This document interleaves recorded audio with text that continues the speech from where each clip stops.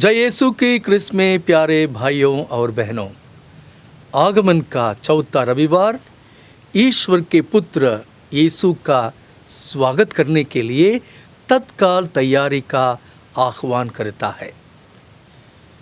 पूजन पद्धति की भावना को लूकस अध्याय 1 पद संख्या 38 में हमारी धन्य माता के शब्दों में संक्षेपित किया गया है। देखिए, मैं प्रभु की दासी हूँ, आपका कथन मुझ में पूरा हो जाए। इस ईश वचन में स्वयं को ईश्वर के प्रति समर्पित करके उसकी इच्छा पूरी करने का आह्वान है। राजा दाऊद एक आदर्श है। ईश्वर उसके लिए अपनी योजना बताते हैं। दाऊद की कहानी हमारी कहानी है। मरियम ईसाई शिष्यत्व का एक और आदर्श है। हमें उस रास्ते पर चलने के लिए बुलाया गया है जिसे स्वयं माता मरियम ने चुना था। समूएल के दूसरे ग्रंथ से लिया गया आज का पहला पाठ राजा दाऊद के ईश्वर की मंजूषा के लिए एक मंदिर बनाने की इच्छा व्यक्त करता है। ईश्वर की मंजूषा अभी भी एक तंबू में रहती है, जबकि राजा दाऊद ने पहले से ही अपने लिए देवदार से बना एक महल बना लिया था। सबसे पहले वह ईश्वर के लिए मंदिर बनाने के बारे में सोच भी नहीं सकता था। हालांकि दाऊद को नबी नाथान का समर्थन प्राप्त हुआ, लेकिन ईश्वर की योजनाएं अलग थी। उसने पहले ही दाऊद के लिए एक घर बनाने का फैसला कर दिया था। यहाँ एक व्यंग्य या शब्दों का खेल है। दाऊद ईश्वर के लिए एक घर बनाना चाहता है, परंतु ईश्वर ने उसके लिए एक राजवंश ही तैयार किया। इस प्रक्रिया में ईश्वर ने वह सब बताया जो उसने किया है और वह सब जो उसने दाऊद के लिए करने की योजना बनाई है। यह दाऊद की मुक्ति का व्यक्तिगत इतिहास है। हमें यह देखने में सावधानी बरतनी होगी कि नाथान की वाणी में मुक्ति को दाऊद के उत्तराधिकारी द्वारा की जाने वाली राजनीतिक उपलब्धि के रूप में प्रस्तुत किया गया है। अंतर्भजन दाऊद को उसके दृढ़ प्रेम और निष्ठा पर ईश्वर का आश्वासन है। यह दाऊद के राजवंश और ईश्वर की योजना के धैर्य और सफलता की गारंटी देता है। दाऊद को एहसास हुआ कि ईश्वर अपने सभी वादे पूरी करेंगे, इसलिए वह गाते हैं कि मैं प्रभु के उपकारों का गीत गाता रहूंगा। मैं पीढ़ी दर पीढ़ी तेरी सत्य प्रज्ञता घोषित करता रहूंगा। ईश्वर स्वयं कहते हैं कि उसने दाऊद के साथ एक विधान स्थापित किया और उससे शपथ खाई थी कि वह दाऊद के वंश को आगे बढ़ाएगा और उसके सिंहासन को हमेशा के लिए स्थापित करेगा।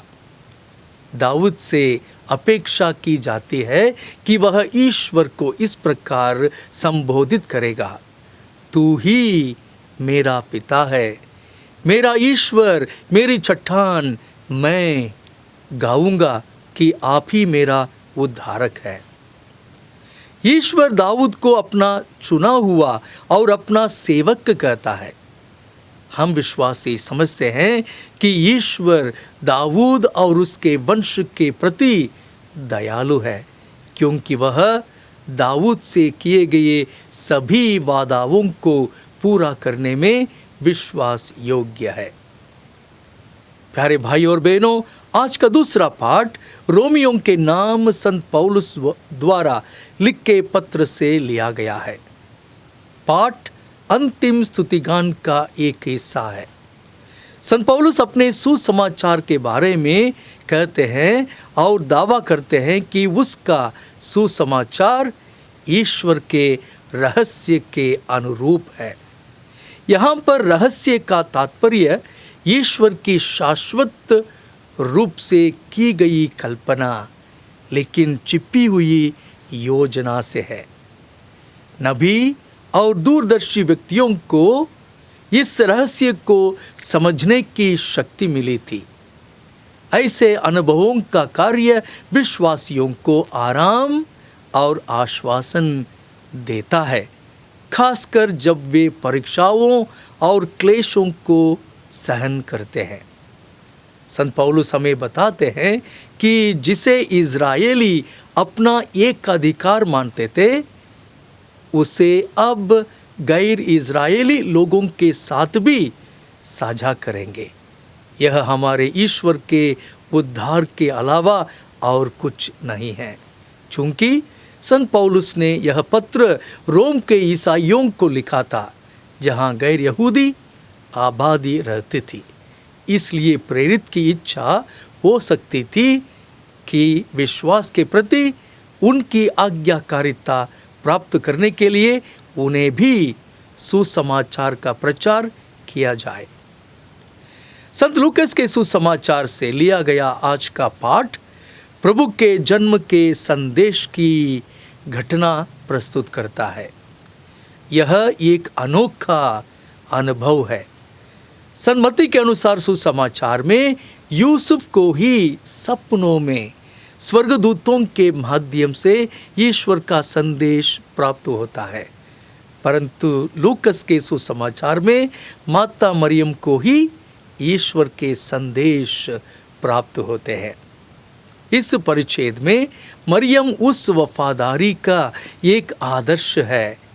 यह घटना बताती है कि कैसे ईश्वर ने मरियम को आत्मसमर्पण करने के लिए प्रेरित किया था। महादूत गैब्रियल की उपस्थिति और मरियम के साथ उनकी मुलाकात उसके प्रति ईश्वर के गहरे प्रेम का अनुभव बन जाती है। ईश्वर का दूत उसके लिए ईश्वर की योजना को उजागर करता है।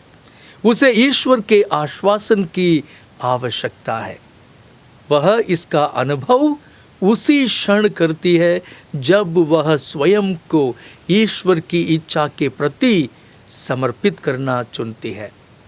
जब ईश्वर का वचन उसके पवित्र गर्भ में प्रवेश कर चुका था, तो ईश्वर के महादूत का मिशन पूरा हो गया। तो आइए प्यारे भाई और बहनों, माता मरियम के समान हम भी ईश्वर के वचन को हमारे जीवन में स्वागत करना सीखें। पिता और पुत्र और पवित्र आत्मा के नाम पर आमेन।